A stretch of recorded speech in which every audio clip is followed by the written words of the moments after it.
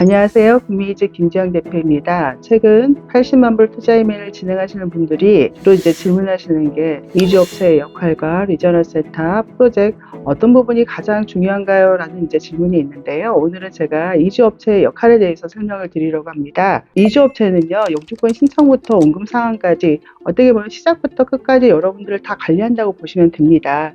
미국 투자 이메일 서류는요, 여러분들 청약계약서, 운영계약서, 대출계약서 정말 굉장히 많이 복잡하고요. 수천 페이지에 이르는 분량이기 때문에 여러분 개인이 서류를 보고 하나하나 분석하기는 굉장히 어렵습니다. 그렇기 때문에 저희는 여러분들을 대신해서 여러분 프로젝트를 검증을 하고 또 복잡한 독소조항 같은 경우에 어떻게 하면 해지를 할 수 있는 부분에 대해서 저희가 협상력을 가지고서 여러분들 대신해서 담보권을 받아온다든지 그리고 원금 상환이 가장 최대한 빠를 수 있도록 저희가 교섭을 하고 있습니다. 그래서 최대한 그 부분에 대해서 바인딩이 됐을 때 이주업체에서는 그 프로젝트를 밀고 있는데요. 저희 국민이주 같은 경우에는 여러분들이 수속하시는 고객들이 많기 때문에 한국에서 어떻게 보면 리딩 업체로서 협상 능력이 가장 탁월하다고 보시면 되겠죠. 그리고 여러분들 이 수속 기간이 장기간입니다. 앞서서 저희가 2018년, 2019년 고객들 같은 경우에는 코로나 팬데믹에 있어서 수속 기간이 거의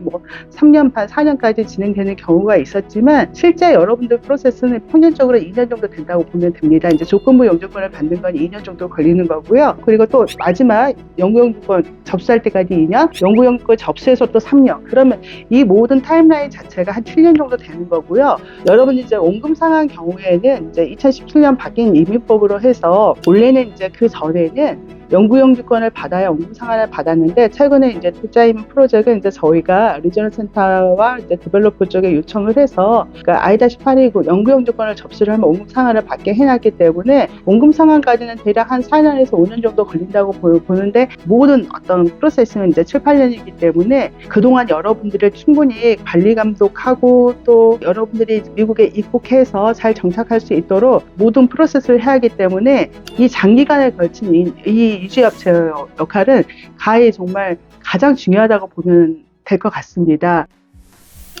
미국 투자이민은 위험을 수반한 투자입니다. 그러니까 투자에 대한 리스크를 투자자가 가져가야 되기 때문에 여러분들은 이 투자 프로젝트를 굉장히 잘 선별을 해야 되는데요. 그 프로젝트를 봤을 때 이게 이민국에서 과연 승인을 받았던 프로젝트인지 충분히 고용 창출을 할 수 있는 프로젝트인지 그리고 여러분들이 이 프로젝트로 인해서 원금 상환을 받을 수 있게 구조적으로 문제가 없는지 이런 부분에 대해서 여러분들이 충분히 그거에 대해서 고지를 받고 그걸 또 검증을 할 수 있는 이런 이주업체의 전문 인력 팀이 있어야 된다고 저는 봅니다. 이 수속 기간이 앞서서 제가 말씀드렸지만 최소한 7년에서 8년 동안 가기 때문에 이런 경험이 있는 이주업체는 최소한 10년 이상 경력을 가진 업체입니다. 그래서 여러분들은 회사의 업력도 한번 봐봐야 되는 거고요. 전문 인력 팀들이 있는지 그리고 변호사가 거기에 상주해 있는지 저희가 자금 출처를 하다 보면은 한국의 전세제도 미국에는 없는 제도잖아요. 그렇기 때문에 자금 출처로 전세 보증금을 쓰시는 경우가 있는데 제가 알기로는 한국에서 몇몇 업체에서 거절을 받았다고 들었는데요. 저희는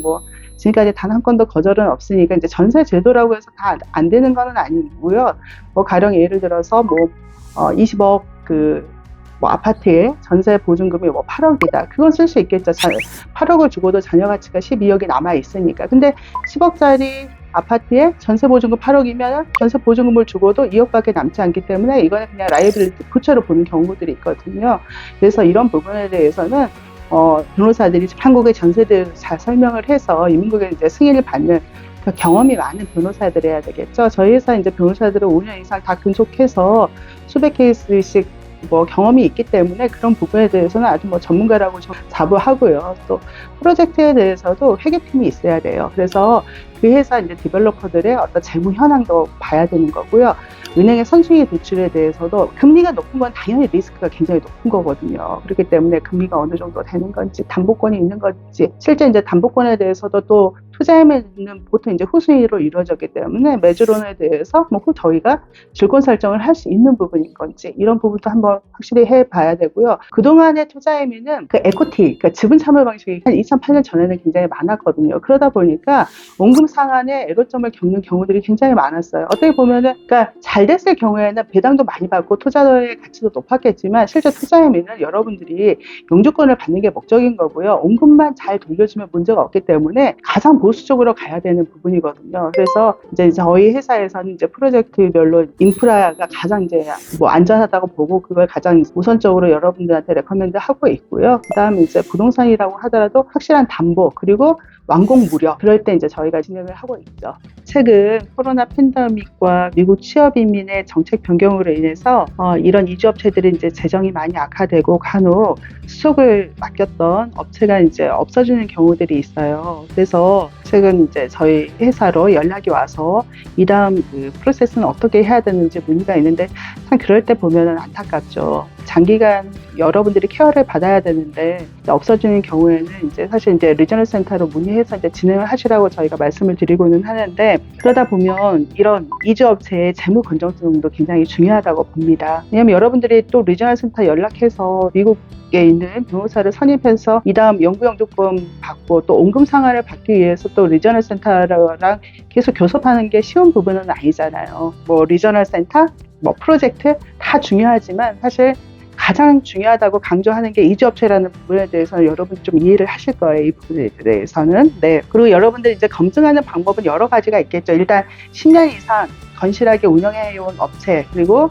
투자임이나 프로젝트가 얼마만큼 그 회사에 재배치 돼 있는지 이런 부분도 좀 보셔야 될 것 같고요. 앞서서 526 조건부 영주권 받은 숫자라든지 I-829 영구영주권 받은 거 그리고 원금 사항까지 투명하게 그 회사에서 제시를 해야 되겠죠. 그러면 그 부분 여러분들이 이제 이주업체를 이제 방문하셔서 질문을 하시면 될 것 같고요. 그럼 잠시 그 이주업체의 그 교섭력에 대해서 한 가지 이제 예를 들어서 여러분들 설명을 드린다고 하면 예전 2010년 전까지는 이 리저널 센터 프로젝트가 그렇게 많지가 않았어요. 그러니까 그 서프라임 모기지 이후로 이런 리저널 센터가 많게는 한 1200까지 생기면서 서로 앞다투어서 안전장치를 위해서 뭐 담보권도 내놓고 또 매력적으로 보이기 위해서 여러 어떤 그 출구 전략을 뭐 제시하기도 했는데 2010년 전에는 프로젝트 한 15개 미만 정도밖에 되지 않았고 그 지분 참여, 에코티 방식으로 하다 보니까 2000년 초반에 가장 투자 이민을 많이 했던 국가가 대한민국이었거든요.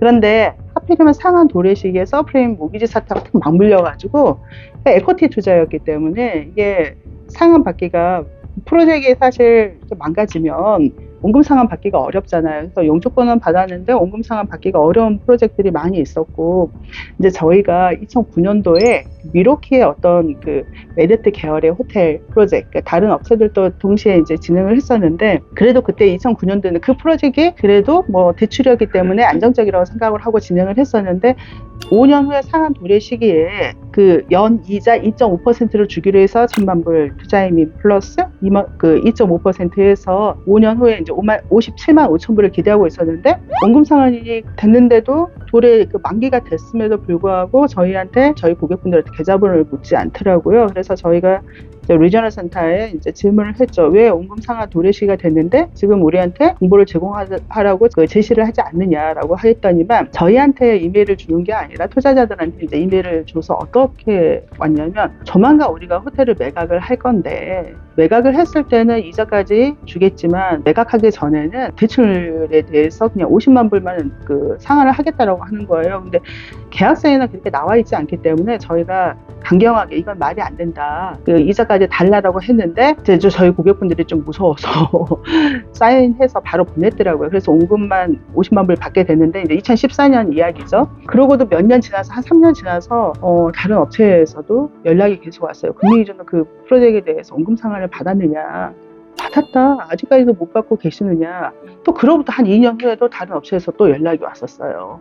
이걸 보고도 이게 이주업체의 협상 능력이 굉장히 중요한 부분이구나. 저희는 사실 미국 변호사들이 상주하고 사실 그 부분에 대해서 강력하게 굉장히 어필을 많이 하는 편이거든요. 만기 도래 시기에.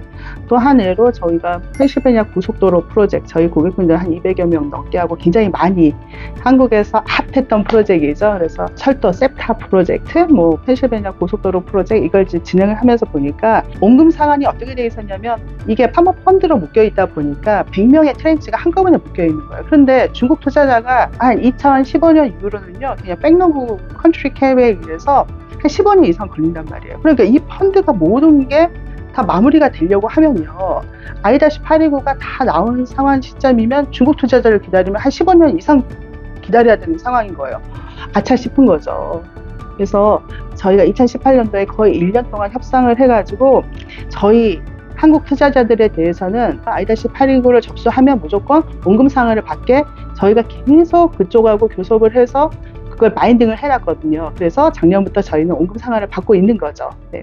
그럼 이주업체 교섭력에 대해서 잠깐 코멘트를 하자면, 교섭력이라는 거는 사실 한국에서의 어떤 바게닝 파워는 여러분들 투자자 수라고 보면 될 것 같습니다. 그러니까 2017년도까지는 연간 투자이면 세대 수가 한 200여 명 정도 됐던 것 같아요. 그러다가 2018년, 2019년 이제 그때 50만 불 이제 마무리가 되는 과정에서 대략 한 600가구까지 한국이 이제 많이 늘어났었는데, 사실 저희가 2019년도에 북미주에서 200세대 진행을 했거든요. 그리고 이제 금액이 90만 불, 이제 80만 불 진행이 되면서 실질적으로 훨씬 더 많은 과반 이상은 국내에서 이제 점유율을 차지하는 것 같습니다. 그러다 보니까 이제 어떤 부분에 협상 능력이 생기냐면요, 일단 상한 도래 시기에 대해서 보통 이런 프로젝트를 보면 연장 옵션들이 다 있어요. 5년에 1년씩 3번 더 연장을 할 수 있다, 2번 연장할 수 있다. 이런 부분에 대해서는 저희가 이제 못하게 진행을 하죠. 마인딩을 해 놓죠. 그리고 설령 만약에 연장 옵션이 있다고 하더라도 저희가 이제 더 큰 페널티를 요구하기도 하고요. 그리고 고객한테 이제 주는 이자들도 보면은 최근에 이제 프로젝트가 나와 있는 것들이 1% 미만 프로젝트도 많아요. 그런데 이제 저희 같은 경우에는 최소한 그 완공이 됐을 때는 한 3% 이상 주도록 이제 이자 설계를 좀 해서 이제 교섭을 하고 있고요. 최근에는 이제 저희가 이제 이런 부분을 가장 완성도가 있으려고 하면은 저희가 요청하는 그 프로젝트이거든요. 실제 그래서 완공 무렵에 이제 투자이민 자금이 들어가면서 원금 상환도 빠르고 연장도 쓰지 않고 이자도 좀 주면서 재융자를 하거나 어떤 회사가 또 어떤 그 매출이 도래가 됐을 때 바로 줄 수 있는 상환 구조, 이런 부분을 만들어서 저희가 진행을 하고 있습니다. 오늘은 이주업체 역할에 대해서 여기까지 하고요. 다음 편에는 리저널 센터와 프로젝트의 중요성에 대해서 제가 더 설명을 드리도록 하겠습니다. 감사합니다.